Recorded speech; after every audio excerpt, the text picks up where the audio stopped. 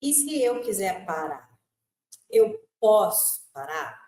Hoje eu quero falar um pouquinho sobre isso aqui com vocês. Eu acho que a gente passa muito tempo da nossa vida vivendo nessa corrida, nesse movimento do ter, do conquistar, nesse movimento de construir, nesse lugar de buscar o tempo todo esse mais. A gente passa muito tempo perdida nesse ponto.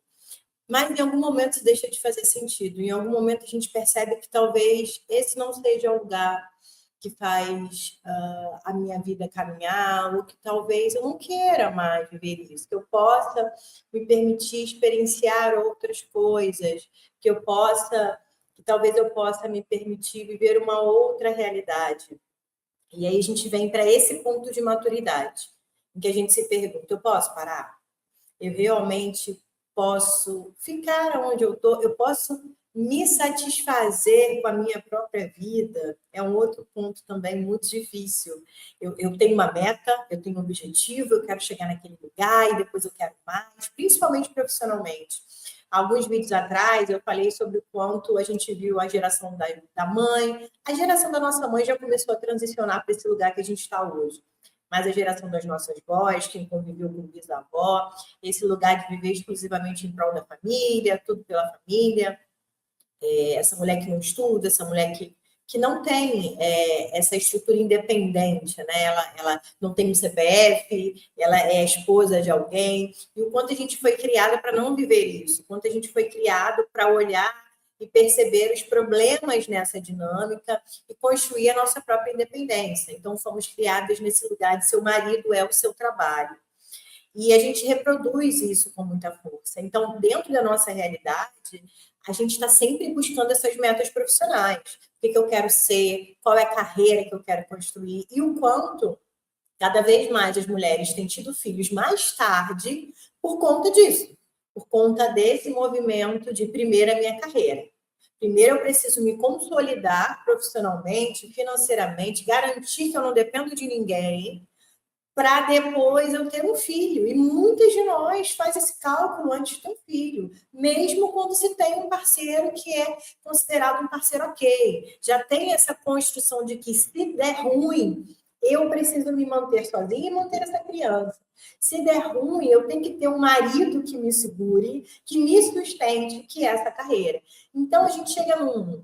A gente passa boa parte da vida trabalhando na construção dessa carreira, indo atrás disso com metas muito incisivas, muito agressivas e que tomam muito do nosso tempo e da nossa identidade. Então, o nosso trabalho hoje é a nossa identidade. É quase 80%, muitas vezes 90% da identidade de uma mulher. E aí chega um ponto que você fala, para quê? Para quê? O que eu estou deixando de viver por essa relação que eu construí com o meu trabalho? Talvez não seja tão legal. Talvez seja uma relação disfuncional.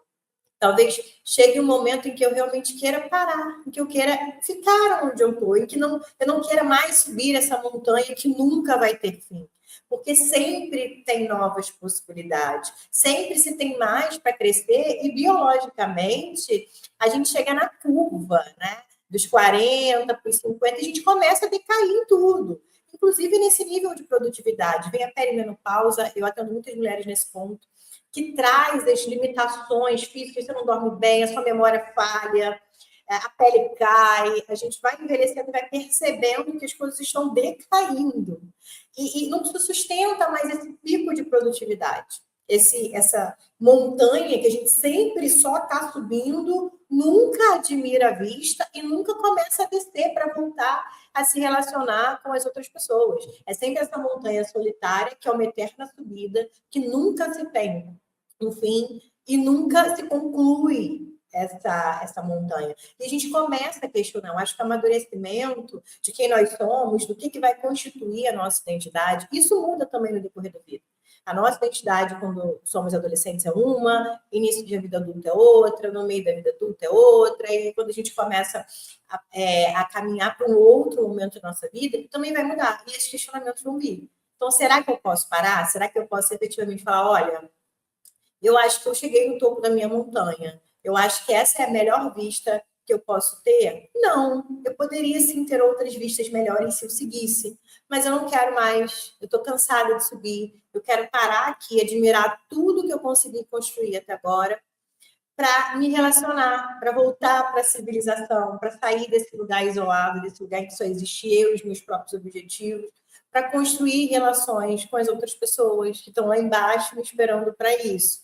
E a gente não desce nesse lugar de eu desci, abandonei, deixei tudo que eu conquistei para trás e estou regredindo. A descida da montanha é esse lugar em que eu falo, está tudo na minha mochila. A experiência está na minha mente, está na minha retina, o que eu vi, o que eu vivi não vai ser apagado, e eu levo isso quando eu desço. Eu levo o meu aprendizado, eu levo a minha experiência, eu levo tudo que eu fiz de bom, eu levo quanto eu me aprimorei nessa caminhada. Então, não estou regredindo, pelo contrário, eu estou levando ouro para poder trocar com outras pessoas e adquirir também aquilo que elas têm para me oferecer. Então, se você está vivendo esse momento, será que eu posso parar? Eu fiz esse contexto psicológico para você entender e começar, talvez, a ligar os pontos de que existe uma construção social do que é esperado para a gente, do que a gente escuta muito no decorrer da nossa vida, a construção da nossa relação com a carreira, mas existe esse desejo de uma identidade sempre imutável, sempre passível de ser aprimorada, de ser levada para um outro lugar, que talvez seja isso que o seu corpo, a sua vida esteja pedindo. E descer a montanha não é regredir. É falar, olha, tá bom, eu quero agora trocar tudo que eu vivi sozinha, eu quero agora aprender outras formas de viver, de me relacionar. E isso é bom. Então, faz parte do nosso processo de maturidade, entender que em algum momento a gente precisa parar. E parar não é fracasso. Parar não é desistir antes de chegar. Não é se considerar alguém que fracassou. Parar e entender que tá bom aqui.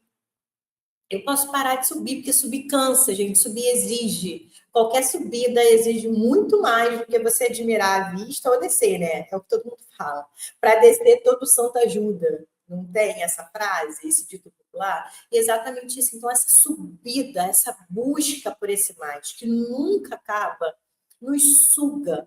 Nos suga de um jeito que durante um bom tempo a gente não percebe, que é automático. Mas chega um momento em que a gente sente. E se seu corpo está te dizendo, te mostrando, que talvez ele esteja começando a sentir o quanto essa subida está sendo custosa e está cansando, talvez seja a hora de você parar, beber uma água, sentar, admirar aquilo que você já conquistou, conseguir viver no momento presente, parar de buscar esse futuro que nunca chega e, quem sabe, parar.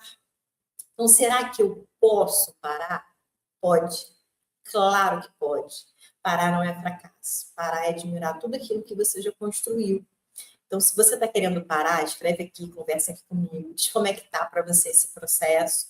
Eu acho que isso tende a acontecer do meio para o final da casa dos 30, na casa dos 40, para algumas mulheres só mesmo no momento da perimenopausa, ali por volta dos 50, mas esse desejo vem. Para a gente, em algum momento, esse desejo vem. E tudo que eu trouxe aqui nesse vídeo é para você juntar com o que você está sentindo, para você preencher essas lacunas com construção social, questão biológica, questão do que é o trabalho para você, de como estão os seus relacionamentos. Então, com tudo que você está sentindo, você junta as ferramentas que eu estou te trazendo aqui, o contexto que eu te trouxe, para que você consiga preencher o seu cenário e falar, talvez seja a hora realmente de eu sentar aqui, admirar tudo que eu já construí e viver no presente, parar de ficar subindo essa montanha que nunca acaba. Ou não, ou talvez você falhar, ainda dá para subir mais um pouquinho. Tá tudo bem. Eu costumo dizer, e a gente trabalha muito isso em psicanálise, não tem esse lugar de ausência de angústia, de ausência de questionamentos. A gente busca viver em paz com os nossos sintomas. Então, se você consegue olhar e entender o que está acontecendo com você de uma forma mais global, com mais ferramentas, isso vai te angustiar menos. E se te angustiar menos, eu já estou feliz. Esse foi o vídeo de hoje. Um grande beijo e até a próxima.